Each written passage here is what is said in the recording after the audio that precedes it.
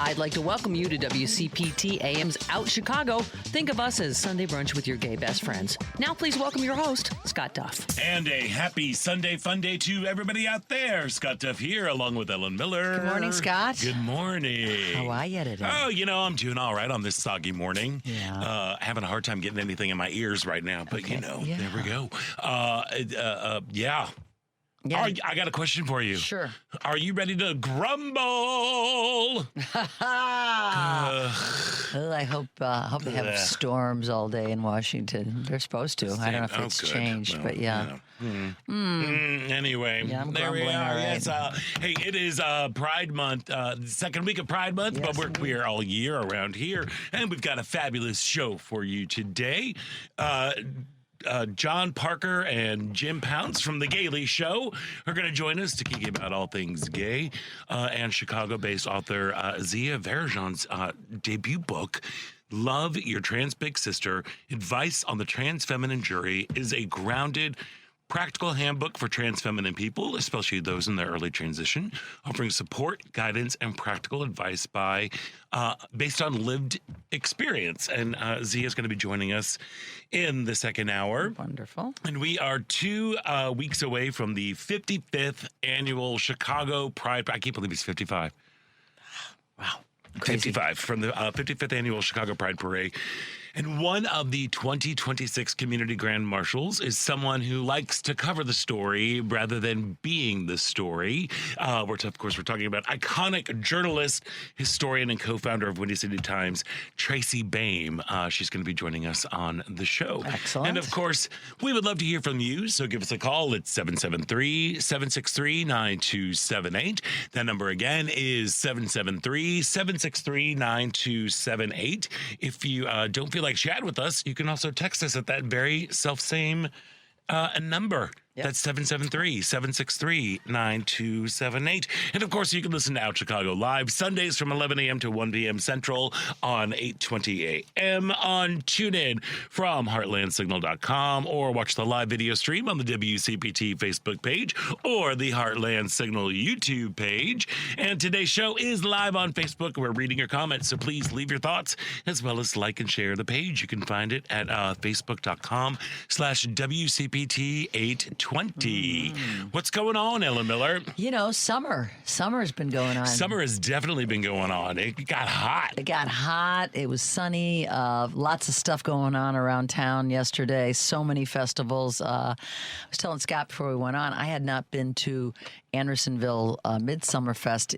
Well, we did a remote from there several years ago, but it was pouring rain, and by the time we walked out, most of the vendors had closed up their tents because it was just torrential. It was wet, yeah. It was all we could do to get to our cars and get home, but I had not been in the evening in I don't know how many years. I'm like, boy, did I feel old.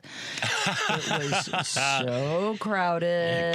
It's a lot of people are coming up there to Midsummer Fest now. I think I played that fest with my band in 2016 or 2017, I believe it was. And a lot's changed since then. But it was fun to be there. I put an APB out on Facebook. Hey, are any of the OG gals still hanging around? Because we used to run into a lot of our friends, but not as many women. I was used to seeing Andersonville in its heyday years ago when it was first getting on the map as a gay community in our town, and just really not as many women as I used to see. It's lots of guys, of course, lots of men living there, but not very many. I didn't see the lesbians I used to see, but I ran into one so that I knew. But at any rate, it was still fun. It was good to be there. You sound like you take umbrage. Well, I wish there were more women. I was wondering if there was a women's, the crowd changes throughout the day. The bar, I didn't notice any women's bars there anymore, really. Farragut's is kind of the unofficial. And is that along the route there? Yeah, it's on Clark and Farragut. Is it right there? I didn't, but anyway, it was still fun. I'm getting older. These people are younger that go to these fests. It's just the way it is, But we still had a good time. We went to the Ginger Man, G-Man bar to see my brother and some of the Jam Boys, and Joe Shanahan's spinning. They do this every once in a while on a Saturday afternoon, or they do it in the evenings. Fun time, a lot of fun people there. And then over to Andersonville. and then home in time to watch the end of the Knicks game. But Friday night, I want to talk about Leopoldstadt at Writers Theater. Kathy and I went to see this tour de force. It was, I believe, Tom Stoppard's last play, and it's semi-autobiographical. It's got like 25 cast members. Our seats, it's a big play. It is a big play. We were seated like 2 rows off the floor, and I really felt like I was sitting in the living room with these people. Oh, wow. It was extraordinary. For me, I could hear everything, which was great because when a lot of the theaters we go to, they're more in the round, or your people are looking at different angles. It's not just straight at you like the traditional theater. When people turn their back to me, sometimes I have a hard time hearing sometimes. But this one, I could hear everything because I felt like I was sitting there with them. Well, there we go. And, it is, of course, about what takes place starting in the late 1800s up into 1955. It's basically history, being, in the form of dialogue. But when you're looking and seeing family members, History in terms of what? In terms of, you didn't say. Yeah. I'm sorry. This took place in Austria. This was a Jewish family. There we go. And starting from the grandmother and grandfather, and as they age, and their kids age, and what their experience was through the Holocaust. So you got to know this. They owned a factory. They were very well off. They were the upper crust. And then you see what happens when the Nazis come to Austria. And the sadness of a family that's just broken by Hitler and his Nazi regime. And the end is very poignant, very sad. Most people are crying by the end. And, we know this, but there's nothing wrong with being reminded about it and seeing the humanity behind it. Oh, 100%. Because it is... You can just hear about people that died in Auschwitz, but when you sit with these characters for 2 hours and 45 minutes and become, a part of what they're going through, it really has an impact that is just really incredible and intense. And I highly recommend this show. The acting is superb. It's an all Chicago area cast. Some people you'll recognize, like Barbara Robertson, Jan Barford. He's so good. Yeah, Barbara Robertson. He's so good. He's so good. Kate Fry, on and on. She's so good. Oh, my God. And then all the people I didn't know that were so good. Yeah, so, I think this is going to be a tough ticket, but it is going into August, I believe August 9th. Let's see. Yeah, it goes through August 9th. So go see this show. Check it out. It never hurts to be reminded about what you thought could never happen. Well, and a lot of people, may not have experienced that, don't have like very few people have a firsthand experience right now, just in terms of like that. But I'm saying, like, people might not, that whole thing about like history is doomed, like people who don't learn from history are doomed to repeat it. I think it's a good reminder of like, this is what could happen. Truly. And this did happen, and let's make sure we don't happen again and never forget all that. And Tom Stoppard he was such an incredible playwright. Yeah, we just lost him last November. Smart. Yeah. There are a couple of his plays, like there's one of his plays that I went to go see, and I felt like I just took the math portion of the SAT. Well, I was like, my head hurts. I'm trying to this one, wrap your brain around everything. I mean, there's a family tree that they have in the program, in the playbill, and so that who's who, like I how saw related. A couple of the people in the audience literally had it on their lap, but. As our friend Kathy Taylor said beforehand, don't get caught up in trying to just remember every person. Just remember the experience. Yeah. Just let everything wash over. But people play, roles. A younger person now is coming back as an older person or as their son, but it is, and it's directed by Carrie Perloff. I don't know if you're familiar with Carrie, but there's a lot of kids in it. I mean, just everything about it. Yeah, it's a big show. It's a very big show. It's a very big show, and it's done on an intimate theater stage. I can't say enough about It's it. in their main stage, Yeah, it right? is, Not, yeah. okay, I was like, But it 25 still people, not feels tiny. intimate, Yeah, yeah. of course. Well, with 25 people. Yeah, right. And the You know, like- costumes, the set, just everything about They it. always knock it out of the park up there They at do. Writers.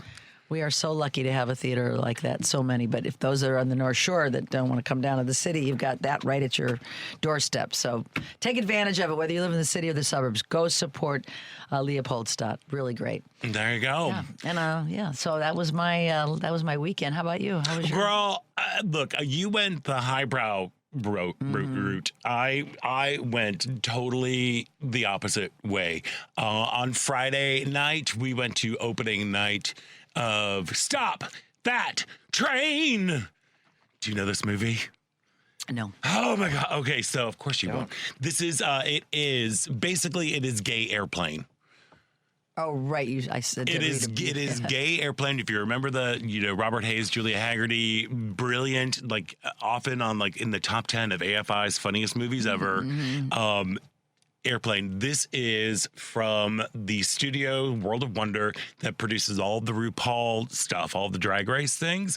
It is basically a disaster movie about a runaway train, high-speed train, as told through the lenses of two best friends who want to be train attendants, flight attendants, but on a train, and they're trying to wake their way up, and it is the most ridiculous thing in the world. It is populated with like so many drag queens and so many bizarro, like weird cameos that pop in there. It is the campiest, most wonderfully delicious thing on the planet. I got very, very worried because I'm like, look, we've seen a lot of LGBTQ movies. Some of them are more successful than others. And we were sitting there watching the previews. And, usually like we can tell like what the movie's going to be like based on the previews that were happening. And I'm like, oh no, we're in trouble. We're in big trouble here because they were showing like, Jackass, the new movie that's coming out. There was all this other stuff. Where was this? At Evanston. I mean, at the movie theater. At Evanston Theater. Yeah, it's broadly released right now. Box or where it was. Yeah, Okay. no. I mean, it's all over the place. I don't know all the theaters. Check your local listings or Fandango or however. Yeah, we saw it in Evanston, and I'm like, oh, this is going to be not great. Girl, it is so funny. It is so funny. It is the perfect way to kick off, like to be celebrating Pride right there. Adam Shankman, he's the guy who directed Hairspray. Oh, yeah. The movie, he's directed a lot of things. He's done a lot of work on Broadway. He directed his butt off in this movie. Like all the sight gags are hilarious. It's like your tongue is firmly in cheek going on there. There are some of the funniest performances of people just showing up. And how was the audience? Were they going crazy? Oh my gosh, but it was fantastic. Like literally, like we were laughing out loud. Like Good. I don't remember the last time we were just guffawing. There were whole things that we just missed because we were laughing at some sort of visual thing. And at the end of the movie, I just kind of stood up and I just looked around and went, Happy Pride, everybody. And like everyone cheered. And I mean, it is the goofiest thing that I've ever seen. Sounds like just what the doctor It really ordered. is. I mean, literally, like turn off your brain when you go. Because it is just so much fun. And it's got something for everybody in there. If you are a fan of Airplane, which I am a huge fan. That doesn't seem like your kind of vibe. It's. I probably saw it a million years ago. I don't remember it hardly. Oh my gosh. What? Is that what? Finish that thought. That's it. Oh, I thought you said, Is that the one where Barbara Billingsley speaks rap? She speaks jive. Jive, yeah. Yes. Yes, I love that scene. I love Yes. that scene when she gets up. That's one of my favorite scenes. So I do remember that. But it's like it's goofy and silly and over the top. Yeah, You have it's funny. cameos from like Sarah Michelle Gellar, who plays herself, but nobody knows who she is. It's wonderful. You've got Missy Pyle as like this divorcee who's just trying to sleep her way through the thing. You've got all of these people, like Guy Branum, who has been on our show. He's in there. He's one of the people in the train center The command. terminal? Or Well, train the terminal? command center, Oh, the where command they're center. running everything. trying to Rachel keep it- Bloom is brilliant. She grounds it. But what's also I'm really, really proud of Ginger Minge and Jujubee. Ginger Minge has been on our show. Yeah. She's been in Chicago many times. Yep. She did La Concha Fall with Music Theater Works, I believe, a couple years ago. She's always Phoenix in town Cabaret, I doing remember stuff. she was at. She's always around, and she and Jujubee, they carried this movie. And it's not an easy thing to do, especially with something that has the potential for it being, because it's so dumb. And did they have stupid. did they have any acting? Were they actors or I know Well, they're clearly drag queens. Ginger Minge Yeah, well, was because she's yeah, been in different that's places, true. and, Right. So yeah, and I'm not as familiar with Jujubee's resume. Yeah, I'm not familiar with Jujubee's. But they were fantastic. They grounded everything in this reality of kindness, and they were best friends, and things were trying to come in between them, but the best friends were coming back together. It really is one of the most delightful, goofiest things you will ever see.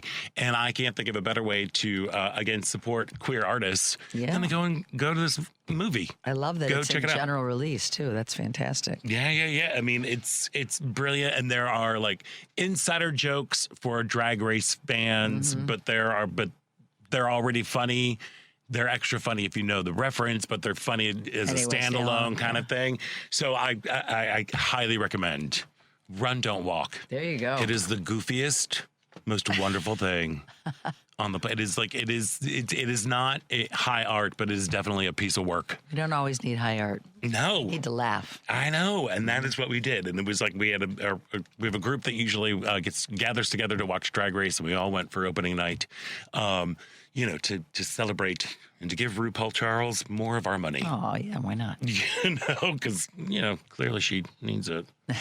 So we did that on Friday, and then we kind of laid low yesterday, did some stuff around the house, moved things around on the patio, and then we had our neighbors over for Philly cheesesteaks and another patio drive-in movie night. We are coming up with the most inappropriate movies to watch in a shared public space outside.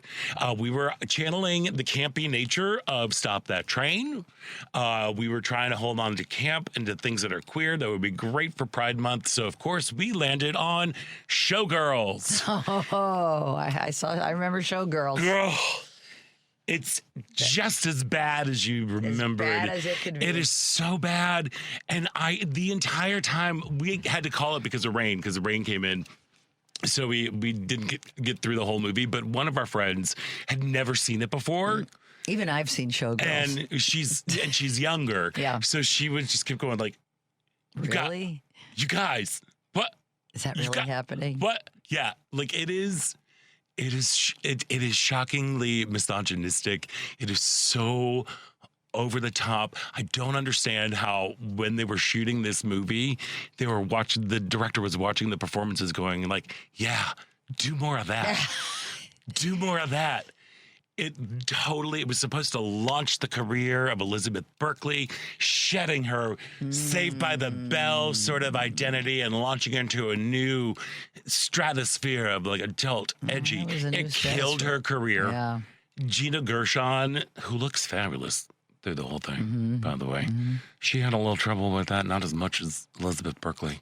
But boy, oh boy, is it not a good movie. And I do not recommend doing a public screening in a shared public space because we live in a courtyard. Fortunately, it was a little people were kind of staying inside last night around us. One of my friends, it was his favorite movie. He just loved it. Because it is loved it. Ridiculous. Yeah, he just loved it. It is a ridiculous he was movie. Obsessed by it. I can see why. Last call for ice. There we go. Yes, but there was also some sadness, and I'm sorry. We'll touch on that after a break. But before we do that, This part about Chicago is brought to you by Team Hochberg. Thinking about buying a new home or refinancing your existing mortgage? You need to call Team Hochberg, your trusted local lender, backed by nearly 800 five-star Google reviews. Here's what Mary had to say. David is fantastic. He is always ready to help, whether buying, selling, refinancing, or anything to help with finances. He's patient, even with complicated issues. He goes the extra mile when others wouldn't. I can't recommend him enough. You won't regret going with David for any of your mortgage issues. I am recommending him to my daughter and anyone I know who I know he can help.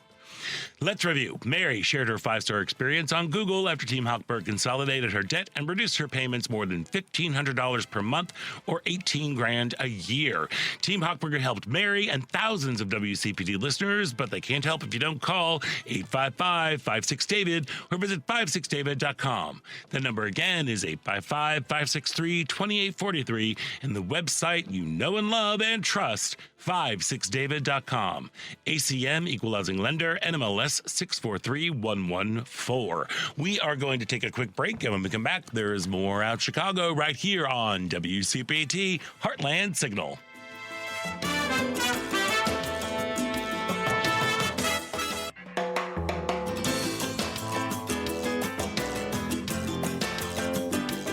Welcome back. I'm Lennox McGee. I'm David Dodd, and we're the hosts of The Sip. You're listening to Out Chicago on WCPT 820. Welcome back to Out Chicago. Scott Duff here, along with Ella Miller, just rolling along here during a Pride Month Sunday. Hey, but on Monday on Chew's Views, Michelle Peltier will be in for Richard Chew, and her guests include Kenya Merritt, recently appointed Commissioner of Chicago's Department of Cultural Affairs and Special Events, and Democratic strategist and podcaster Mike Nellis. Richard will return Tuesday with U.S. Senate candidate Charles Booker and legal scholar, author, and podcaster Leah Lippman. That's Chew's Views, weekdays from 6 to 8 a.m. Central on WCPT 820 a.m., the Heartland Signal website, TuneIn, YouTube, and Facebook. This was kind of it was a busy week, and then I got some really sad news in the week. My dear friend and colleague from my teaching days lost her battle with pancreatic cancer this week. It's been really hard. We started our time at St. George's together. We began our career, like she had already been teaching, but we came in and we're first years together. And she was one of my people. Mm-hmm. She was one of the rocks that kind of stood by me and gave me support. For folks out there who might not be familiar, so I was a high school teacher. I was the director of performing arts and theater arts for St. George's Independent School in Memphis, Tennessee. My first day of teaching, I had students pulled from my class because I am gay. By the end of the day, I was in the president's office, and he had put me on a don't ask, don't tell policy. This is my first day of teaching. Yeah. And this was also after there was one openly gay student at the school at the time. And they went out of their ways to like introduce me to like be a mentor and like here you are, and it was a really hard time for me, especially like in a year where it was the theme was about like sharing our stories, and for them to silence me was really, really hard, cruel, and I was livid. I remember just like driving home, like rage crying and like calling some friends. But Rhonda stood by me, and a lot of the other faculty were really there to help support me. And we got through so much. She was a history teacher. She had affected so many people's lives. There are students that are still like posting remembrances like she got me through. She was an incredible human being. She is a curious, lifelong learner, passion for history, which I think is just, again, people who don't learn from history are doomed to repeat it. Exactly. And she kind of made that her mission and her life's work. She was a devout Christian. She embodied Christian ideals like, loving everyone and do unto others. And she really was quite a remarkable educator who was always there for her students. And that is what we need right now.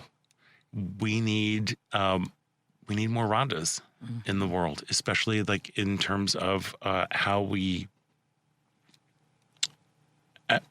when it comes to like educating our children, educating the future.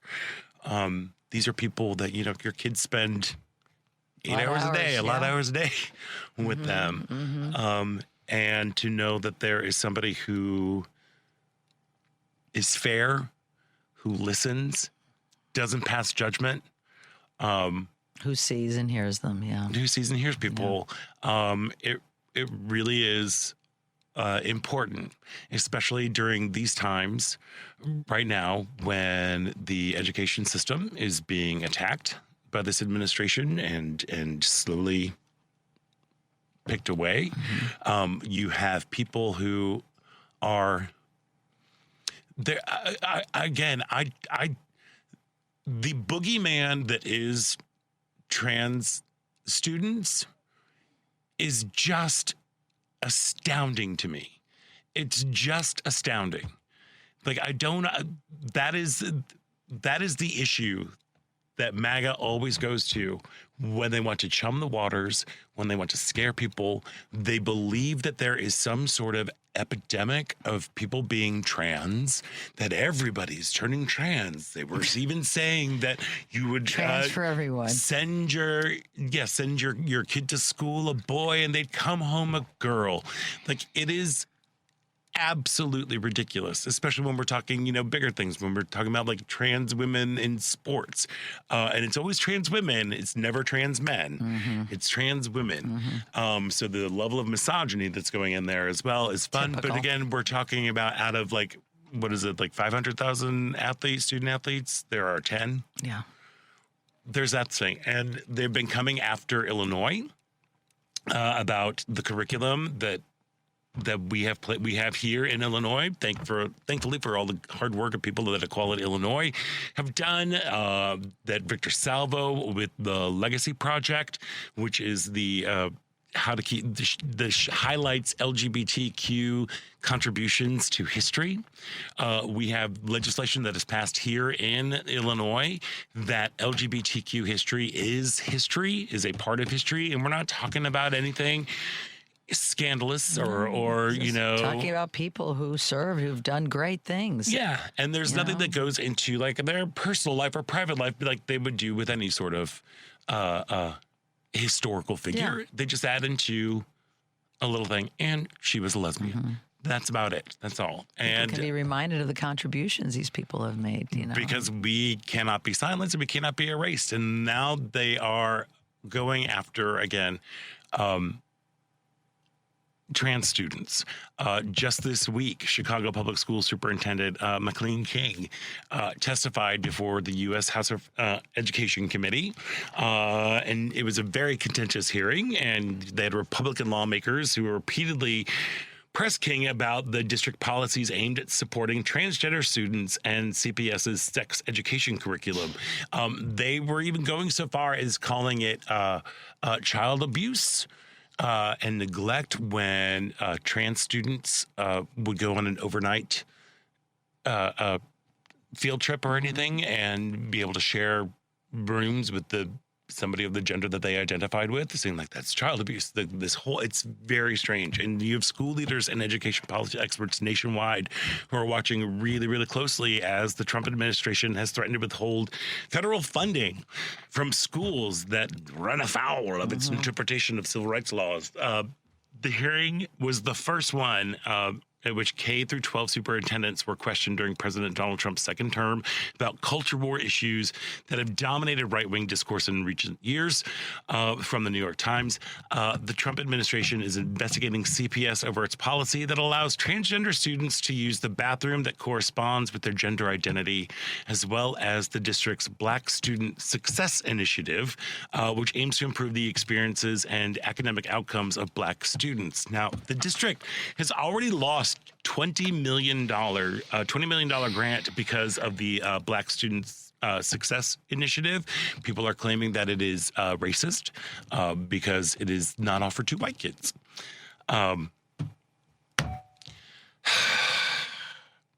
Yeah. So they're denying that systemic racism exists. They're denying that some people's experiences, people are having a hard time getting out of these sorts of things. And there's a program that is aimed at helping young students thrive. And they're taking that out. They are attacking people because King said our whole thing is like we're following the laws of Illinois. We are following the laws of Illinois. Is what we're doing, and they are attacking. They're attacking those people who are trying to help students thrive. Help students what happened thrive. to states' rights? They're a big deal, you know. They're very big on that. Yeah, very big on that, except for when it doesn't fit their agenda, which is all the time lately. It's a fascist playbook move to vilify people, trans people, Black students, anybody that's diverse.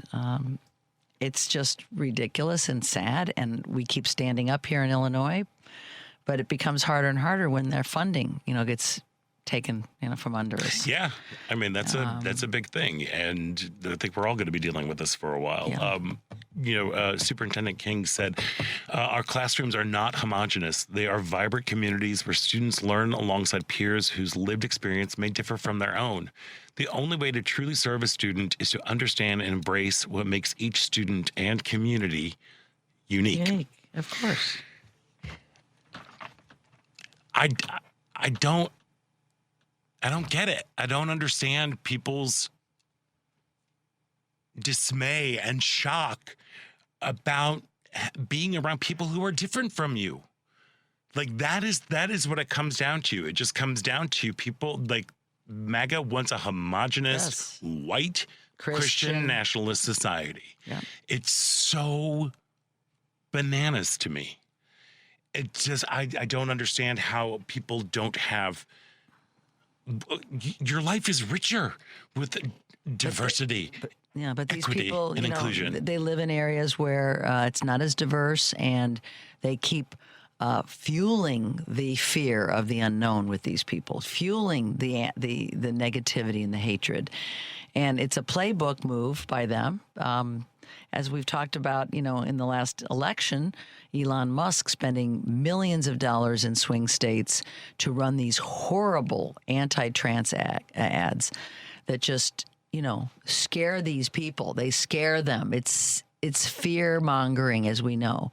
And sadly, they see that it works for them. Well, it does, yeah. And it works to accomplish their goals of trying to create this homogeneous white Christian nationalist society that Project 2025 is a playbook for. And I'm hoping with time that people realize the evil of the Elon Musks and the Trumps of the world. And not everybody is going to, but I think slowly people will come around, because there are more gay kids coming out. There are more trans kids coming out than ever before. They may scare the adults, but the kids are still, I think, finding among themselves camaraderie and support for being who they are. Yeah, but yes, and I think it is bolstered when when trans students and queer kids are supported at school. Yes, because that is where they spend a bulk of their time and where they can thrive. Their socializing is all there. But again, like a student can't learn if they are bullied. A student can't learn if they are scared to walk down the hall. That's a big thing. Yeah. To know that your school supports you. And that's kind of what, like, my friend Rhonda would project out into the world, that you are loved here, you are protected here, you are supported here. What can we do to make this a successful experience for you? And that's, I just don't, how dismantling the Department of Education is going to be achieving that. I mean, if we go back to Ding Dong, he loves the poorly educated. Oh, yeah. He loves the poorly educated because there's no critical thinking. There's no ways of actually thinking like, oh, wait, maybe this is not. They don't want to expand their lives and their horizons. Yeah. And I'm done with this anti-trans playbook. They're making it seem like the entire country is just infested with trans people. Like, what are you talking about? It is like 1% of the population.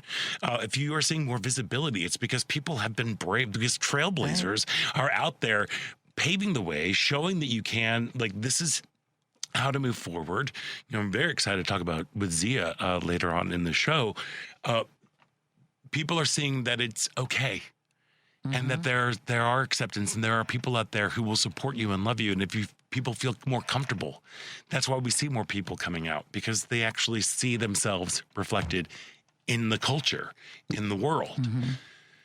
And taking away millions of dollars from education.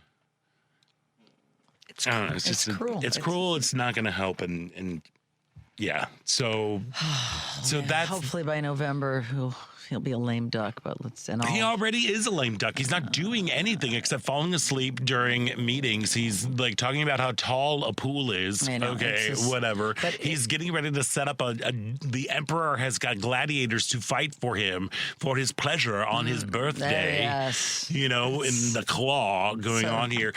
He's not doing anything. Yeah. Nobody's doing anything. But as long as he has Congress, dominated by Republicans who just allow him to get away with all this insanity. I have a feeling in the next couple of years, like, that's changing. You can already see it right now. You feel like it's going to change. What's his butt? The DNI guy that they were trying to put up. Oh yeah, Palte or Palte. Yeah, they've already gotten rid of but he's still. I think is he acting right now? No. He might be acting, but they're putting up another one, Jay Clayton. And the Democrats are for him. They're gonna. But they all shot him down. They're saying like, no, we cannot. He cannot do this. Yeah. So he put up another nomination because he had zero. Jay Clayton. Going on there. So he's getting support from both, bipartisan support, because at least he has some experience. So I guess. But anyway, it's. Ugh. We need good teachers. We need people out there who are looking out for the best interests of their students, who are always looking forward to, like, how can I make this student succeed? Right. That was my friend Rhonda. Rhonda did that. And I'm really sad that she is no longer here to continue on her work. And I am so proud of her legacy that she has left, in terms of she has touched so many lives. She's done more in her short 49 years than most people do in their whole lives. Yeah. So it's one of those things. So thank you for letting me talk about her and to talk about the importance of education. We are going to take a quick break, and when we come back, we're going to be joined by the amazing guys from The Gaily Show, GLAAD Media Award nominees John Parker and Jim Pounds. So stick around. You're listening to Out Chicago right here on WCPT Heartland Signal.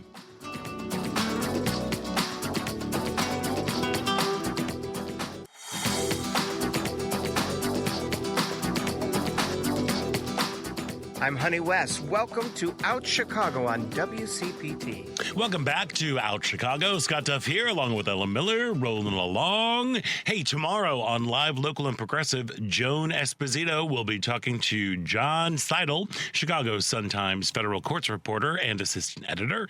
He'll talk about the Broadview 6 case and misconduct of Chicago U.S. Attorney Andrew Boutros. John Lothian, founder and editor of the John Lothian newsletter, which provides daily news and commentary about global exchange-traded derivatives, securities, and related OTC markets. Retired Army Major General Randy Manner, former acting vice chair of the National Guard Bureau and member of National Security Leaders for America, and Jill Wine-Banks, legal analyst, author of The Watergate Girl, co-host of Sisters-in-Law, and host of the Just the Facts with Jill Wine-Banks. Live, political and progressive, weekdays from 2 to 5 p.m. Central on WCPT 820 a.m., heartlandsignal.com, and TuneIn. And right now on The Out Chicago, The Gaily Show is as you know, is a daily progressive news and talk show hosted by the good gays from way up north in Minnesota. And joining us now are GLAAD Media Award nominees John Parker and Jim Pounds. Hi, guys. How you doing? Good. We're your What a North list. Star. If you need to escape to Canada, you have to go up through us first. Right. I know. We'll hang out there in the Twin Cities and do everything. Happy Pride, by the way. Happy Pride. Happy Pride. So, how are things rolling in with Pride up in the Twin Cities? Well, we were just at Golden Valley Pride yesterday. We were broadcasting live, which was really fun. It was the first time I had ever been there, and it was the first Pride that outside of Twin Cities Pride. So now there's like a whole bunch of prides within the Twin Cities. I don't know if it's the same in Chicago, but we got a lot of them slowly expanding in the out into metro the suburbs. region. Yeah. So it was my first time there. It was great. I haven't seen an official count yet, but I think there was over 8,000 people that attended. And we had 3 shows that were broadcasting there, not just ours. So that was Ellie Krug. Oh, You can hear Ellie Saturday afternoons, I believe, on WCPT. Is it Saturday afternoons? Anyway, Ellie Krug was there. She was fantastic, as always. Of course. Amazing. That sense, we've been eating some queer joy. Like I said, I went to go see Stop That Train because we needed something silly and stupid. But this year, boy, oh boy, you're laughing right now. I see you all laughing. Look, here's the thing. You got to go see Stop That Train. Are you a fan of Airplane, the movie? I am. Okay, you're going to love it then. You're going to absolutely love it, Jim. Yeah, I agree. I love that kind of stuff. Yeah, it's stupid with 4 O's. It's so great. But we need but this year really feels different for some reason. Maybe it's just me. Maybe it's just like where I am in my life journey. But everything feels just a little bit different when it comes to celebrating Pride. Even here in Chicago, it's Pride Month, but it just seems less. I don't know. There's something that's kind of going on, and this has got to be just a big year for y'all. I mean, what you went through earlier this year with ICE, the murder of Renee Good, who was a part of our community. What right now? What is the vibe like in Minnesota? I think it's mixed. I think that it's impossible not to feel the weight of what has been happening. And there was just a report from the city of Minneapolis that said it was about $700 million that Operation Metro Surge cost just Minneapolis in the 8 weeks that they were here. So it's impossible not to feel that. There's been nothing in the case with Renee Nicole Good. I think they're still fighting to get her spouse, her wife is still trying to get the car back. Because they're not doing anything with it. The feds took it, but they're not doing any investigation on it. So there's that's impossible to deny. I think that folks are also trying to say, well, it is Pride.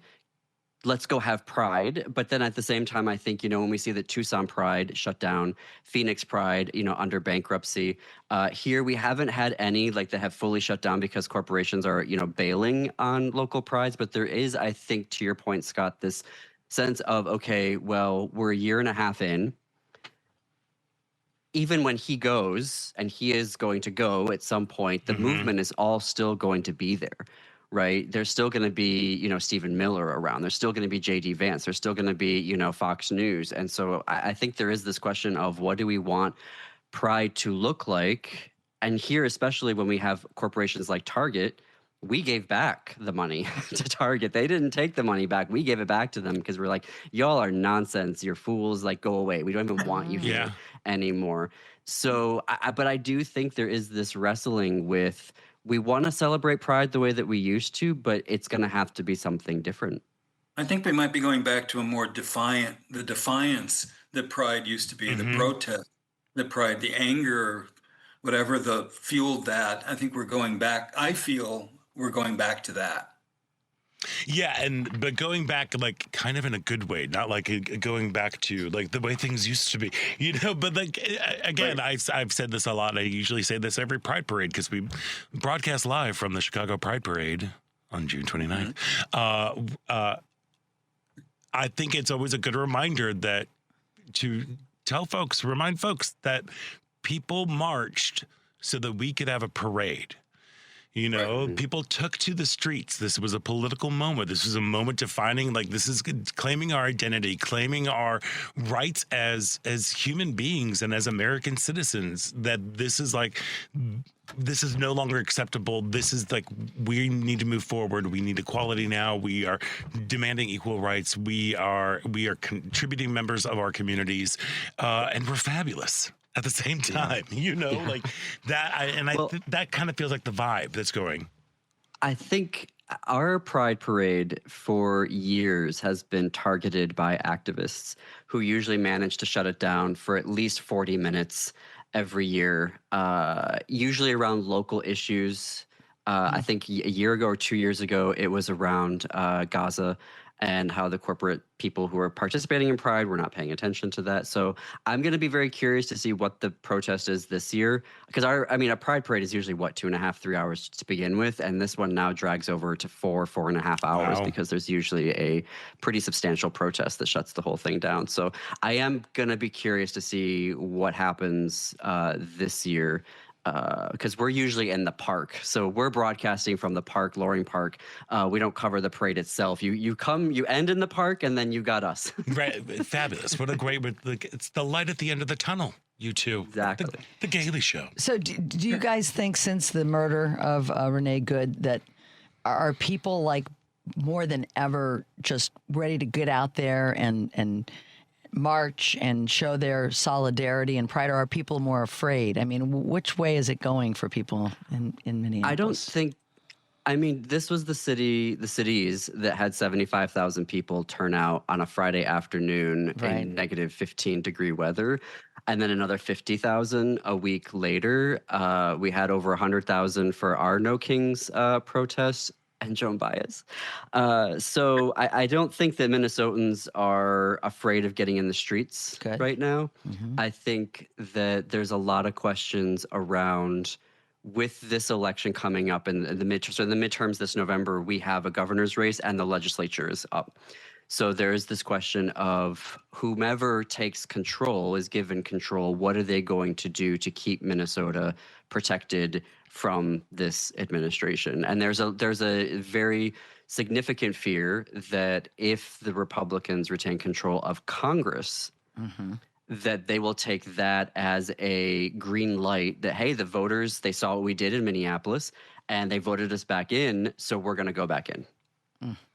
There is that line of thought. Now, we talked to Steve Simon, the Secretary of State, last Thursday, because we asked, like, are you expecting ICE to be at the polls? And he says, well, our office has to plan for everything, so we do have contingency for that. Like, they are planning for ICE, but they're like, because of what happened, they're not expecting that to be where they go, because they're like, they got their hands burned. So, we're not expecting that, but it certainly is, on the menu, if you will. You have to be expecting anything at this point. Yeah. How are the races going up there? I think, so Republican has never won statewide office in Minnesota since, I think, 2006. So I'm not really worried about, me personally, I'm not really worried about the governor's races or the attorney general, secretary of state, et cetera, et cetera. I'm going to be curious what happens with the legislature. Because we have a one-vote majority, the DFL rather has a one-vote majority in the Senate, and it's currently tied in the House. So there is a question of, okay, will we get back control of the legislature? There's also some questions around Amy Klobuchar, Senator Klobuchar. There is a lot of doubt that she will be as progressive as Governor Walz and the legislature was 2 years ago, when we had this super progressive, amazing legislative session. And it is actually this weekend the anniversary of the assassination of Representative Melissa Hortman, who was the Speaker of the House, and she got through all of that stuff. And so I think there's also that on voters' minds of, okay, well, we already had to pare back some of it because the Republicans and MAGA took control of the House. is Senator Klobuchar, when she gets into office, is she going to protect all of that? Is she going to advance that? And I think it's a legitimate question, frankly, of is Senator Klobuchar going to do that? But we'll see. Well, hey, like I said, I think there's there seems to be a weight to it, and my wish and hope is that people who are participating in Pride not only show their joy, but also allowed to show their anger and show that they have a stake in what's going on. And I think that sounds kind of like what the vibe is happening in Minneapolis and the Twin Cities. It's definitely what feels like the vibe down here in Chicago. And I think it's largely also because of the work that you guys are doing too, to help, educate everybody about what's going on in our community. So thank you. Keeping it front and center. Thank you. Thank you for that. Well, I proposed a stunt to Chad Larson, which will never happen, but I said next year, why don't John and I broadcast live from Twin Cities on Saturday, get on a plane, go to Chicago, and be in the parade on Sunday? That sounds great. Well, hey, come on down. We would love to have you. We've got air conditioning where we broadcast from, too, so you can come on in. Ooh. I know, we're high tone here. But in the meantime, you can always tune into The Gaily Show right here on WCPT at 10 p.m. on Mondays through Saturday. John Parker, Jim Pounds, thank you so much for taking time out. I know you've got you're just a busy, busy weekend. That's what it sounds like. Happy Pride to you. And onward. Yep. Keep doing the great stuff you do. Happy Pride to Onward, you. Thank Gaily you for all that forward. you do. Gaily forward. Gaily forward. Take care. All right, we've got to take a quick Thanks, break, Bob. and when we come back, it is the second hour about Chicago right here on WCPT Heartland Signal.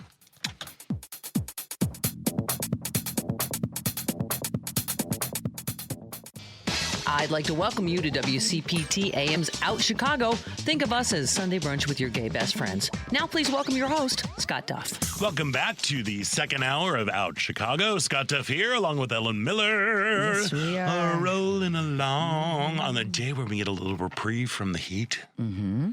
Yes, we There do. we are. Yes. It's going to be a little chillier this whole week for a while. Thank goodness. It got too hot too soon. Too hot too soon. I know you're a lizard person. It was 80s. Is that too hot? 80s It was in the upper summer? 80s. Was it? Upper? And we're not even in summer yet. Not officially. Not officially. But so- meteorologically, we are. Okay, well, there Just we are. FYI. But again, I know I'm well aware of the seasons. There we are. But yes, but it'll be a wonderful week.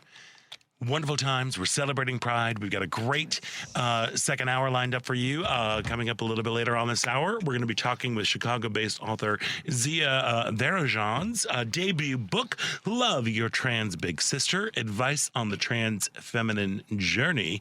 But before we do that, look, we are 2 weeks away from the 55th annual Chicago Pride Parade, and one of the 2026 Community Grand Marshals is someone who would prefer to cover the story than to be the story. We are talking about, of course, the iconic journalist, historian, and co-founder of Windy City Times, Tracy Baim. Tracy, welcome back to the show. Hi, thanks for having me on again. Oh my gosh, Of course. the door is always open for you, my friend. Congratulations on the honor. What was your reaction when they reached out to you and said, hey, we would like you to be one of our community grand marshals? I was very shocked. First of all, I didn't even know there was a vote going on. And then also I got to be with Mona Noriega and Yvette Cardona. Yes. Like two of my really good friends. So the three of us as the individual grand marshals, that makes it all the sweeter. But definitely I was totally shocked. Well, I appreciate your modesty. However, it should come as no surprise. You are just one of the busiest, most driven, focused, activist kind of people that I have known on the entire planet. Your story is really great. You are Chicago through and through. You come from a family of journalists and photographers. Take us back. Like, what was the moment when you realized that, like, oh, this is what I'm doing? I think it was like you were like pretty young with the typewriter. Yes, with a IBM Selectric typewriter, I would crib for my mom. She did not like that I used it as much as I did, but I was writing when I started the family newsletter when I was 10 in 1973, all about my Chicago neighborhood of the near North Side. And when I go back and look at it, it's kind of all about urban renewal or, or destruction of properties that were torn down in the kind of Dayton Armitage area. We were on Fremont Street. So yes, I have always wanted to do what I'm doing, which is document a community for its community, right? Whether it was the block I lived on growing up, or I even had a kids consumer column in the Chicago Defender when my mom was managing editor there. And then, high school and college, Lane Tech High School, which I think it's called College Prep now, but I'm going to always call it Lane Tech High School. Did the newsletter there, newspaper there, and in college, and never really looked back, because when I graduated at age 21 from Gay Life, I moved back to Chicago, and within a few weeks I was working at Chuck Renslow's Gay Life newspaper. Yeah. Well, and it was so funny to me. You and my sister went to Drake, I believe, at the same time in J school. Wow. I know, also the fact that you're at Drake, that school, that journalism school, is amazing. It definitely was amazing. They don't do as much news editorial kind of print journalism anymore, but back then there were some pretty big, professors. Of course, all of them were, a little bit patronizing to me because I wanted to be openly gay and be a journalist. But besides that, they were really experienced print journalists. So I really feel like I was there at a really good era for that. Yeah. So you returned to Chicago. You seem to have a mission to be no, I'm going to be an out and proud queer journalist, and I'm going to was that working for Gay Life? Was that that was the goal, or was no? I was naive. First of all, I wanted to work for Ms. Magazine.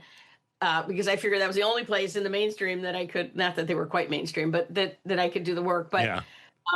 The thing was, I knew how to be a typesetter back then. That mattered. And so I would get these odd jobs. And, my mom heard about the job at Gay Life. I didn't really know there was a gay press, because I had been away for a few years, and before that in high school. So I didn't know there was such thing as a gay press.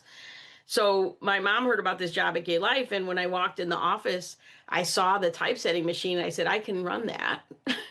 I can take photos. I'll do delivery. I'll do whatever you need. And that's what happened. We were located right next door to Man's Country Bathhouse, and next door to Gold Coast Leather Bar. Yes. So it really wasn't a dream, because I didn't know it existed. And of course, it was a very male environment, hence where we were located. Yeah. Mm-hmm. And so I immediately wanted to do some special coverage of women, started a women's section. I learned soon about the bifurcation in our community among race and gender, and really set out to try to bridge those divides, especially as HIV/AIDS was just really starting, and the community saw that we needed to be all together on it. So I think I came in at a moment that not only needed documentation because the mainstream was vilifying or ignoring us, but also it was a moment where the community was starting to come together in better ways. The 70s was pretty hard. I think it would have been harder as a lesbian in the 70s trying to make those inroads. Mm-hmm. So here we are, 2026. What message would you like to share most with the LGBTQ plus community as we sit today during Pride Month? Well, a couple things. One, I would say stop letting outside forces try to divide us, especially on trans issues. A lot of this messaging is coming from people who want to divide communities from each other, not just within the LGBTQ, but from other civil rights movements and actions. So don't let the outside forces divide us, or the inside people who are just kind of ignorant about their fellow human beings within our movement. So it's really important that we hold the line together, because of the forces from the outside trying to literally kill people within our communities through various means, through removing healthcare, removing HIV prevention, removing access to any kind of healthcare, and actual murder in the streets. So we have to be unified. And that is what I saw start to happen, and look to history to get us through the current wave of backlash. Yeah. I mean, stronger together. Thoughts. Stronger together that's going on there. And, fortunately, You were the co-founder of Windy City Times. Still came over 40 years of service to Chicago's LGBTQ community. You touched a little bit about, like, on the early days, about, like, your challenge as being just a woman in this business and within this community. What were those early days like for you as a journalist, but also for you trying to? Did you all have like a vision to, like, this is what was 40 years even like on in your head, at the time? No, I certainly, I think we were in the moment, every single moment, meaning what I knew was important was to document. Having been in a family of journalists and certainly learned about journalism history, I knew that what we were doing was creating a first draft of history that was going to be critical to know for future generations. Like, I just kind of knew that. And so could be a leather contest at night, a sports event in the morning, a protest, whatever it was, I just felt compelled, almost like an addiction, to get it all down. And this was pre-internet as well. Yeah. So those weekly gay newspapers are things like, are being used by authors like Rebecca Mackay for the Great Believers, right? Like, we know it's been validated years later, but in that moment, it was just so important to tell the stories. And the negative stuff, the sexism that I experienced, was overwhelmed by the moment. Meaning, yes, it was bad, and there were specific incidents that were atrocious, and there were also attacks from the outside. The Great White Brotherhood of the Iron Fist called me at home and threatened my life. There were things like that, but everything that was moving forward, meaning the gay rights protests, the growth of the pride parades, the response to HIV/AIDS from the community, overwhelmed the moments that could have paralyzed us. And that's what PTSD is for, right? You you kind of compartmentalize the tragedy and the negative while you have to deal in the moment. And I think that's what got me through it. Covering so much death and so much, bad stuff, was what the role was, right? So I felt like, in weird ways, fortunate that I had a reason to be, what that was, taking photos of people before they died or telling their stories after they died. Like, that gave me everything you want as a journalist, is to have a purpose to make sure your community is not forgotten. Individuals within that community are not forgotten. And as we, the LGBTQ plus journalism has changed, obviously. We're in the age of social media and digital news. How has that changed for you and your job? Yeah, so now my job is interesting because now I work at the Chicago Community Trust in a pooled fund called Press Forward Chicago. It's part of a national movement of 45 chapters in 35 states that are trying to save local media. And I don't mean save local media that isn't going to make it on its own, but create more sustainable ways for people to meet payroll. And having tried to meet payroll for 41 years, I'm uniquely qualified in the sense that a lot of foundations don't understand that urgency. And so we're trying a whole lot of different experiments in ways to make local media, local independent media, more sustainable. Because like last Monday, for example, we had 200 people at Chicago Shakespeare Theater for an Influencer Plus Journalism Summit. We want to partner with influencers and creators to grow their work and business alongside that of traditional independent media. Maybe there are ways that we can partner with one another. We're actually launching an open call for collaborations tomorrow just for that reason. So our goal is to make sure accurate news and information gets to the people. Sometimes that's going to be independent journalism, and sometimes it might be an influencer. We have to look at the end user. And so I'm excited about this because I was also excited when the internet became a mass availability in 1994 or so. Windy City Times, Outlines at the time, went online. We were one of the first gay papers, one of the first papers really in the country to put everything online for free because we were a free newspaper anyway. Right. So people were telling us we were crazy, but I'm like, oh my God, I'm so excited. I have so much more room. Right. Yeah, there you go. Can be as verbose More as you stories want. to tell. More stories. But it's also like this is a very strange time too, because freedom of the press seems to be under a constant Oh, my attack God. from this administration. You've got the Washington Post is now owned by Jeff Bezos. You've got the whole thing going on with CBS and 60 Minutes, and now it looks like that the Paramount Warner Brothers merger, which includes CNN, has received the okay from the Justice Department to go ahead. I mean, so what is to be done, Tracy Baim? Yeah. What's to be first of done? all, there's two parts of, first, it is horrible. And there's two parts of these mergers. There's the entertainment side and there's the news side. The news side is basically destroyed. They're going to have CNN and they're going to destroy it just like they did 60 Minutes. What's great in this era, at least while there's an internet, is that there are tens of thousands of alternates. And we have to figure out a way for them to get the amplification and the audience they need. Because people generally, not everybody, and not everybody that votes, are smart. Yeah. And they will go to the real news. They will find it. But we have to do our part as citizens to curate and find the right reporters and the right distributors of fact-based news and information. Let them have the entertainment. I don't agree with it, of course, the mergers, but we have to really focus on creating a strong, independent news and information sourcing out there so that when citizens do go to vote for school board candidates or whatever it might be, that they have information from people they trust. And studies show that people do trust local news far more than they trust national, and that's just going to get worse for the national. They're just not going to be the trusted sources. Yeah. Are there anybody locally? Is there anyone locally that you are kind of looking at right now? Like, you. Oh, there's more than 100 local media I regularly follow as part of my work. I do think WBEZ, sometimes TTW, the longtime independent nonprofit folks are doing great. Block Club Chicago, all sorts of independent local media that are doing wonderful local on-the-ground coverage. At Press Forward, we just funded a 15 media outlet collaboration on covering the school boards this year. Oh, Last great. year, we funded immigration journalism for about a dozen media organizations to work together. So we are working on trying to get more resources for the journalism at the same time strengthening the media organizations themselves.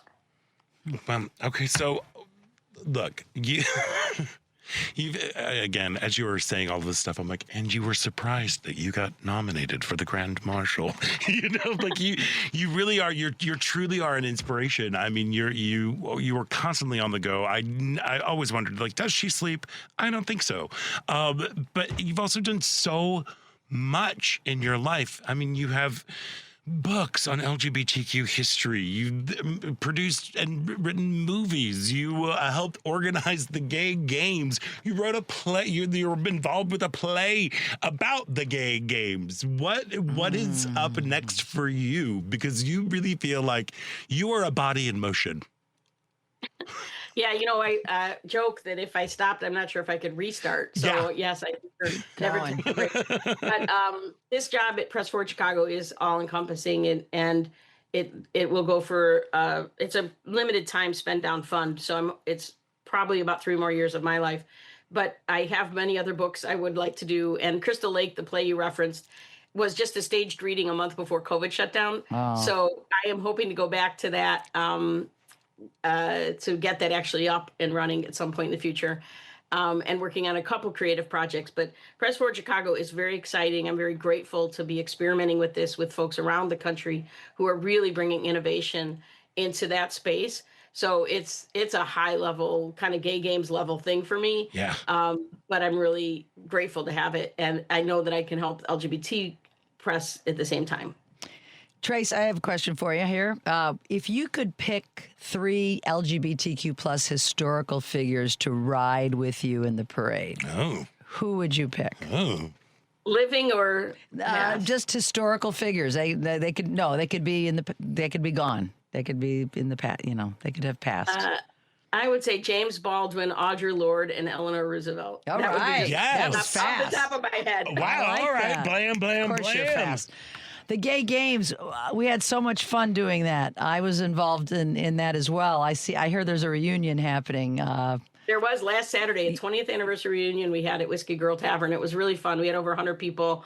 thousands of people participated and helped volunteer, and it was an unbelievable event. I could never do that thing again at 7 years volunteering. Man, I would have gone to the reunion, but I was busy and I was bummed out I couldn't be there because we had some, it was a lot of work, but it was a lot of fun too. A lot of pride. That Wrigley Day, I'll never forget it. Soldier Field, it was. Yeah, you think they'll ever come back here to Chicago? I mean, I've heard rumors that people might try to bid for it, and Mayor Daley was so inspired that he bid for the Olympics for 2016. Mm-hmm. Luckily, we didn't get it. I mean, if they do, it would be. I couldn't do that level again, but Chicago did an amazing job. Mm-hmm. It's been in Cleveland since, and it's happening later this month in Valencia. I think it's going to Perth, Australia after that. So yeah, no, never say never, but it usually goes around in different parts of the world. Yeah, it was great. It was great memories. A lot of good times and good hard work. So yeah. Well, if you want to talk about, the epitome of hard work. Tracy Baim. Is Tracy Baim. She's the executive director of Press Forward Chicago, co-founder of Windy City Times, one of the 2026 community grand marshals for the 55th annual LGBTQ Pride Parade here in Chicago. Tracy, I just wanted to, for real, just thank you for all that you have done for Chicago, for Illinois, for the country, for the LGBTQ folks, for anybody who hasn't been heard. Mm-hmm. Thank you for telling their stories.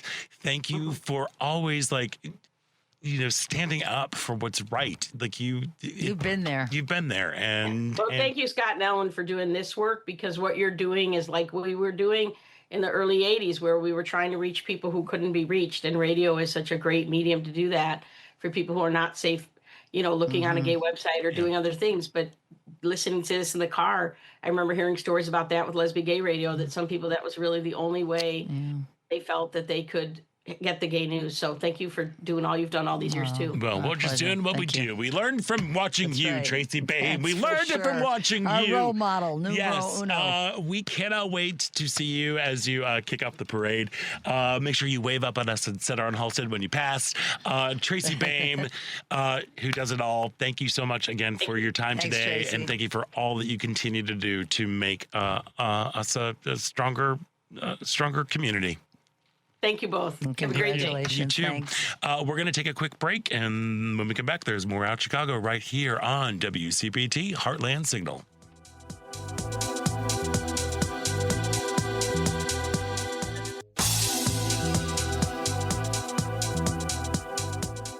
Welcome back. I'm Fazia Mirza. You're listening to Out Chicago on WCPT. Welcome back to Out Chicago. Scott Duff here and Ellen Miller rolling along. And tomorrow, Monday, on Driving It Home, Patty Vasquez will be joined by Michigan State Representative Penelope Cernoglu, Dan Schaefer, civic media political editor and founding editor of the Recombobulation Area in Wisconsin, Julie Wan, a member of the New York City Council and candidate for Congress, and Mike Mercado, co-host of the Sports Cubicle right here on WCPT. Sundays at 9 p.m. Central, and the Bear Era podcast. That's Driving It Home with Patty Vasquez, weekdays from 5 to 7 p.m. Central on WCPT 820 a.m., the Heartland Signal website, TuneIn, YouTube, and Facebook. I'm so excited about our next guest. In her debut book, Love Your Trans Big Sister, Advice on the Transfeminine Journey, Chicago-based author Zia Varajon offers a grounded, practical handbook for trans feminine people, especially those early in their transition, offering support, guidance, and practical advice based on lived experience. And joining us now is Zia Varajon. Zia, welcome to the show. Hi, guys. Thank you for having me. Oh, my gosh. Our Thank you. pleasure. First of all, your glasses are killing me. I love them. I was about to say the same. We have the cool, we're the Cool Glasses Club is what we're going to be part. Congratulations on the book. First of all, it is exactly what you say it is. It is like, it's, I was reading this like, why has nobody done this before? Like, it really is a practical handbook. Like what was the impetus of creating this, of writing the book, Love Your Trans Big Sister, Your Big Trans Sister. Could you imagine that? Wow, canceled. Your trans big sister. Well, first off, thank you. I really wanted to make this accessible to people from all walks of life because a lot of us find our transition at different parts in our lives. There are people that start when they're younger, there's people that started in their 20s, like I did, and there are people that have lived a lot more of their life that also find it and they need help too. I really wanted to make this because, well, I was overwhelmed by all of the negativity that was out there politically. So I was like, okay, I can either crumble underneath the weight of all of this craziness, or I can try to put my energy into something that can help other people. And why did you choose the big sister framework for this book? Well, I'm not old enough to be a mother yet. At least I would like to think so. So I was like, just kind of in the vein that I am your big sister. I have gone through a lot of this. I can tell you with sureness that you are going to be okay. We all go through all of this process, and you are not alone. It's important. And let me goal achieved with that one. Like I really was reading this. I'm like, what an incredibly valuable resource this is, because each chapter you really just break it down to like, all right, let's talk about makeup. Let's talk about Lynette. Let's go through step by step. Like these are struggles. It really is like, again, it's here.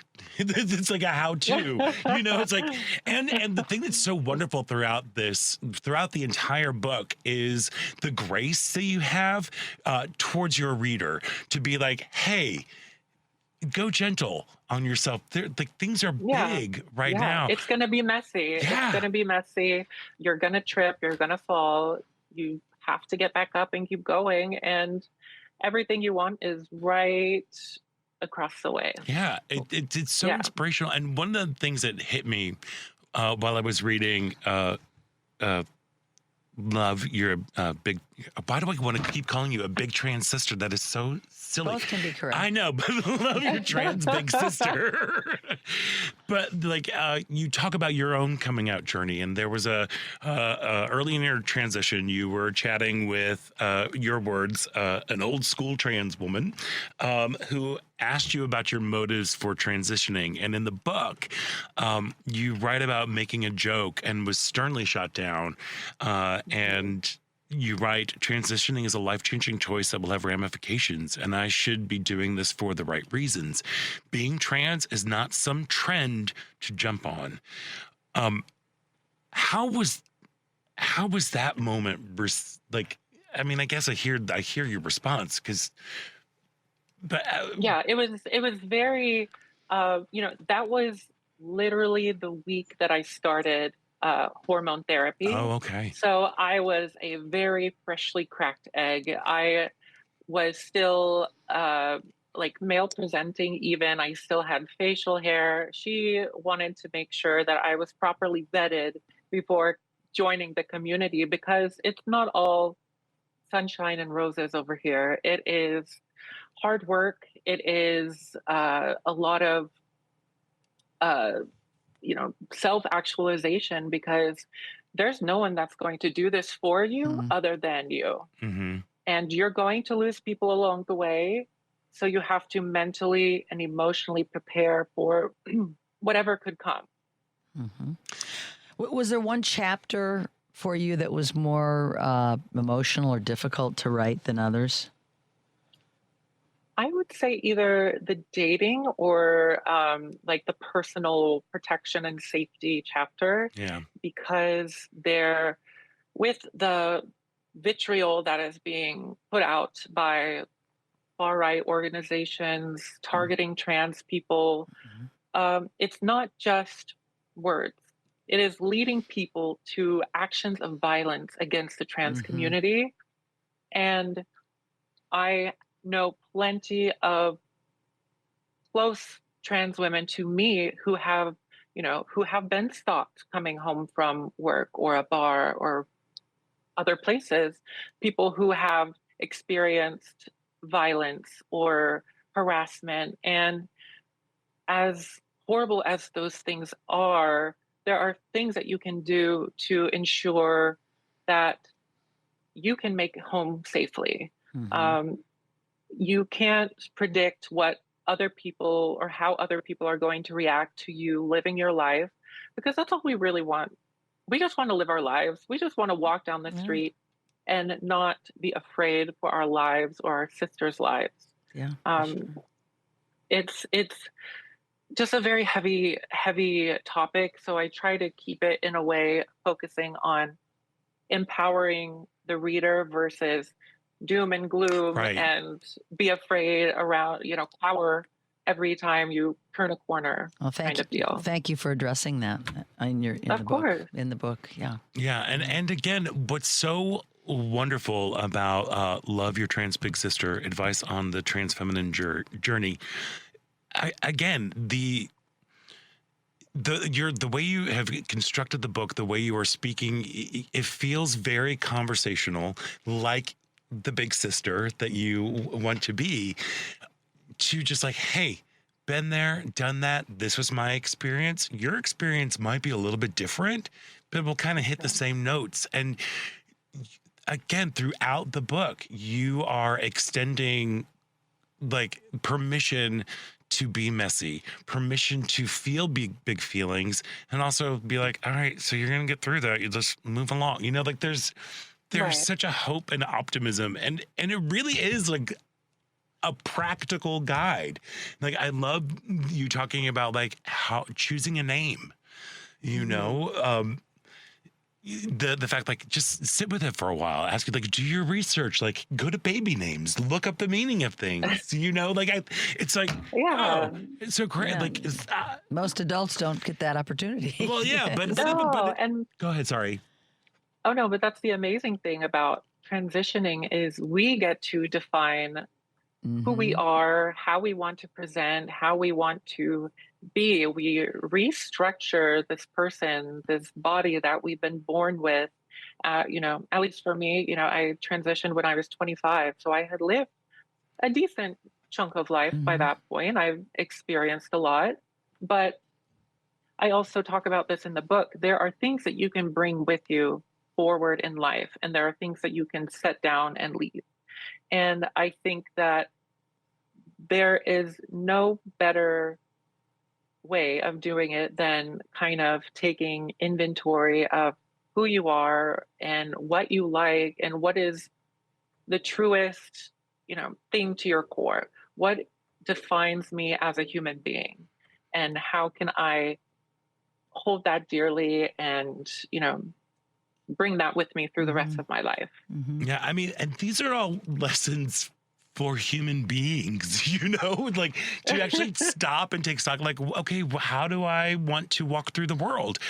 Who do I want to project out into the world? I mean, again, this is a very practical guide.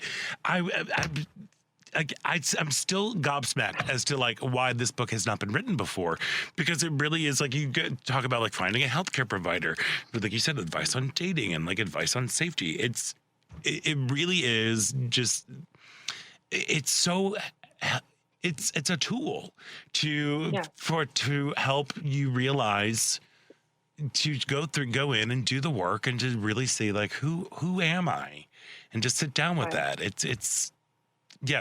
Sorry, chef's gifts to you. Thank you. How has your understanding of womanhood evolved for you? Oh, that is a very good question. Like I said in the book, I was raised in rural Southeast Tennessee. The gender roles are very specific, and there is not a lot of room for any sort of variation. So my perception of what a woman should be socially was also very different from what a woman should be based off of my my mentors. Like I was raised by my mother with my sister. My mom was a single mother for a lot of our upbringing. She was very strong, very independent, intelligent. She took herself through her master's program, through her EDS program. And that juxtaposition between the Southern mentality of this is what a woman is, and then also this is how my mother was, I was able to kind of balance that perspective of, okay, this is what I really love and about the strength of being a woman. But this is also what I really love, at least for me personally, the femininity, the makeup, the fashion, the expression of the feminine form. I think being a woman is very powerful, and sometimes it's not an in-your-face power. It is a nice, soft, gentle undercurrent of "don't mess with me" kind of energy. I like that. I like that. Yes, ma'am. And one of the things that's also like, I mean, again, in love your trans big sister. I will get it right one time. I'm so sorry. but I mean, there are literally there are resources. You list go through and you list out resources of here's where you can find help with all this stuff. My favorite was the glossary of terms.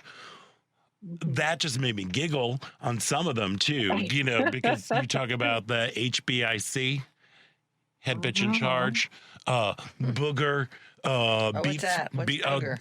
Do you want to, Zia? Would you like to talk about the booger phase? Oh, definitely. So I lovingly share the term booger as, somebody who's early on in their transition, kind of not quite where they want to be, not quite how they want to express themselves, just kind of just a little bit of a booger. It's we all go through it. We all do. We have that awkward phase of figuring ourselves out. And for me, I feel like mine lasted a little bit too long. But I got there, and we all have different goals. So what my goals are, what my benchmark is going to be completely different than, somebody else's. Sure. And I wanted to make that distinction very clearly. Very interesting. And again, you are very clear about, again, this is what happened to me. Your experience is going to will probably be different, but this is what happened with me, and this is what I learned. And just passing it on. It really is. Again, I'm so it's so good. It's so good, Zia. What do you hope readers take away from this? Many things. I really hope that people can take away the feeling, the sense that they have the ability to accomplish what they're setting out to do, giving some groundedness to them as they embark on their transition. Because like I said earlier, it can be very tumultuous. It can be very emotional, and you have to have a very strong foundation of this is who I am, and this is, I'm going to be unshakable in this. As well as just feeling less alone, feeling loved, feeling seen, as somebody who has gone through it. I didn't necessarily have anyone that close to me when I began my transition to, ask questions for, or anything like that. But I wanted to make sure that other people had a sense of a big sister. Someone's watching out for me out there, Well, Love that. And again, mission accomplished. It really is true to its word. It is a practical handbook. You feel the love, you feel the support coming from their trans big sister, and you also. Again, the thing that really stuck out to me is the amount of grace that you were extending to people, because we here in the queer community, I can speak as a gay man. I mean, I came out kind of, when I was 18, so a little bit earlier in life, but it always feels like when people come out, they go through like a second adolescence almost, and I can only imagine what that is like as you are, when you are like, oh, I'm good, this is who I am, you are now discovering who you are. And like we said, it can be messy at times. Right. And you can be a bit of a Right. booger, but then you can also emerge as like an incredible, strong phoenix-like butterfly. You know? Exactly. I think that's something we can all relate to in the LGBTQ plus community, is that feeling, or, at least for a lot of us, reaching that point where we're able to be fully ourselves and live as authentically as we had wished the rest, our life. Kind of going through, like you said, that second coming of this is who I am, rediscovering what your true likes are, your true desires, your everything. You're taking inventory of, oh wow, this is all things that I thought I liked or was told I liked, but now this could be completely different. Or you're like, hey, I actually really like that still, I'm gonna bookmark that. Yeah, I'm telling you, it really is a phenomenal book. Grab it this Pride season. I'm telling you. The book is Love Your Trans Big Sister, Advice on the Transfeminine Journey. The author is Zia Varajon. Zia, how can people find the book, follow you? Because I'm a huge fan now. Well, you can find me, you can keep up with me on my website, Zia Varajon, VARAJON.com. Or on Instagram, it is TSZia, ZIAAA. All right. Well, Zia Varajon, happy Pride to you. Happy Pride. And thank you for walking tall and walking authentically and being that trans big sister that we all need. I'm happy to do it. I love to nurture. That is my gift, and I am going to share my gift as much as I can. Girl, we need that gift more than ever right now. So share away. Zia Varajon, thank you so much for joining us today. We are going to take a quick break, and when we come back, it is the final thrilling show-stopping moments about Chicago right here on WCPT Heartland Signal.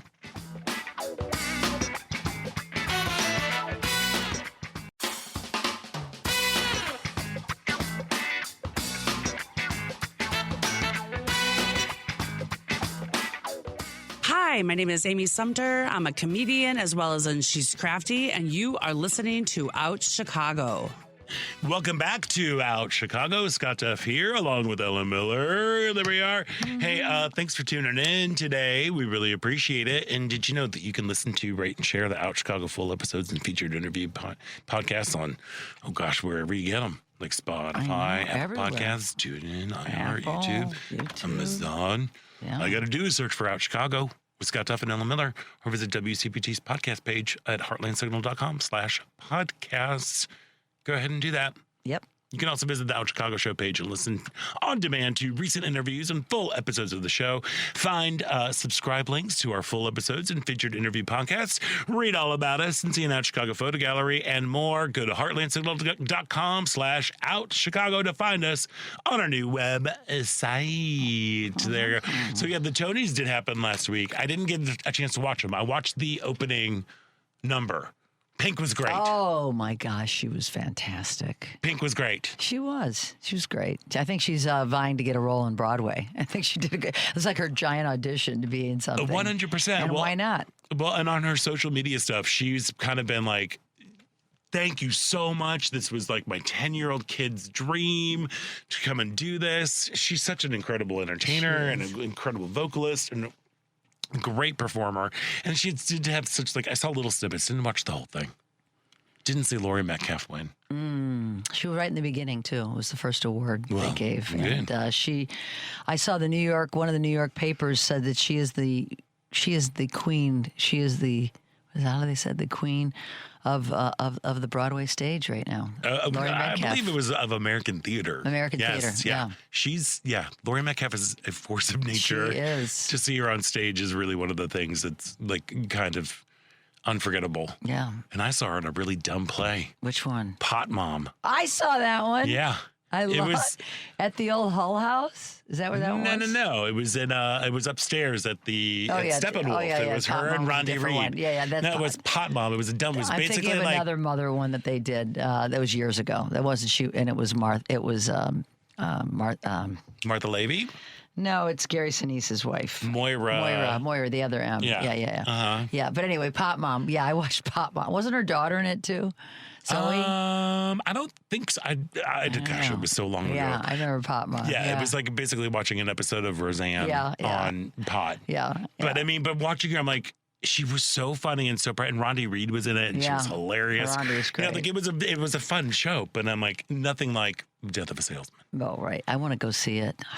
I'd love to go to New York and see it. Yeah, it's popping in and out. Yeah. Just getting raves from everybody. It's just, it was great to see her up there. You know, it's whenever we see our Chicago theater heroes on the big stage at the Tonys, it's just so much pride, you know? Always. Yeah. Always, always, always.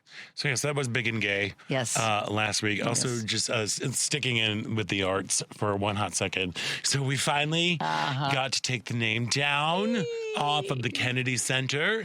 My favorite thing about all of this, just the deliciousness of it, just like plugging those things off. There's some great, I hate AI. I try not to interact with AI. I don't want to teach it or anything. I don't even use ChatGPT. I just try not to use it. However, somebody sent me an AI video of the construction workers on the scaffolding doing the cell block tango from Chicago. But he had it coming. As they are taking down. Oh, that's it was fantastic. Beautiful and like perfect for the season. I'm like, gay, gay, so gay. But okay, you noticed how they used a cherry picker to put it up. You know, so right in front of everybody. And then to take it down, they had to put up a scaffolding and put some tarps around so you can't see the removal of it. That was interesting, wasn't because President Thin Skin can't deal with anything. With losing. Can we just do that to the building downtown? Oh, gosh. For decades, I've been wanting to sell it or something. I just hate when I look down that river when I'm on Lakeshore one of Drive. the best views of the city, on and then a it's boat. like, ugh. I know people that stay in some of the hotels, across the way have asked to have their room moved because they just don't want to look at it every day. I mean, they're used to moving people because it's disgusting. Yeah. I was in Cuba in 1995, and one thing that struck me was Fidel Castro's image was everywhere. Right. It's such an authoritarian move. So classic. He just wants his on $250 bill, on buildings, on just every possible thing he could. It's just sick and gross and disgusting, just like him. There we go. Don't sugarcoat it. How do you really feel? It yet today, so there we go. Yeah, I know. We try not to. We try not to if we can help it. There we go. But yeah, it's down. He lost they had some last minute, try to stop it in the courts, but nope. Gone. Bye. I know. Well, I mean, one time, that's a little victory, don't you think? Don't you think? Every little victory helps. It really does. It really does. And we tried to get one for this little cage match that's happening. Yeah. That's the part that I'm just so confused about. This is where taxpayer funds are being used for this giant, again, gladiator fight for the emperor. It just feels so let them finish her. This sort of strange feeding that ego kind of moment. And we're using taxpayer dollars to do it. And yet we have people like Paramount's getting the exclusive rights for streaming all of it. There's Bud Light things all over, which didn't we hate Bud Light because they didn't like trans people? Yeah, because they liked trans people. Yeah, that's all over the place. There's ads for betting, online betting things that are happening. It's just this weird, but it's so so him. He monetizes everything. Yeah. It's all about money. It's all about money. His kids, he's enriched. I mean, the grift is just mind-boggling. And then, as you mentioned, Scott, the taxpayer money.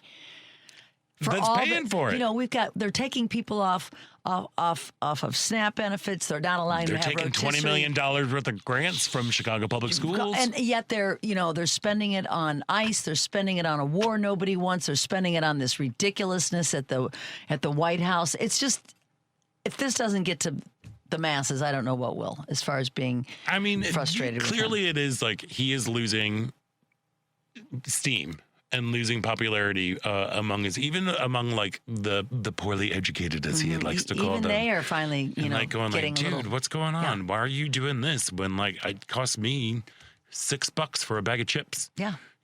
Or it cost me like $80 to fill up my car. Till it hurts them personally. They couldn't get it, but they're starting to get it now. They're starting to get it now, and we'll see. We'll see what's going on with this with the cage match. It just is so dumb. The weather today, I just got 91 with possibility of heavy, severe thunderstorms later this afternoon and this evening. Oh, wonderful. Damaging winds from 5 p.m. to 10. I believe in karma. I believe in Mother Nature. Come on, bring it on. Well, karma and Mother Nature, when they were getting ready to take things down off the Kennedy Center, there was a double rainbow that appeared over the Kennedy Center. That's a beautiful thing. So it was really like, it was God's promise to let you know that the illness is happening and you're doing the right thing.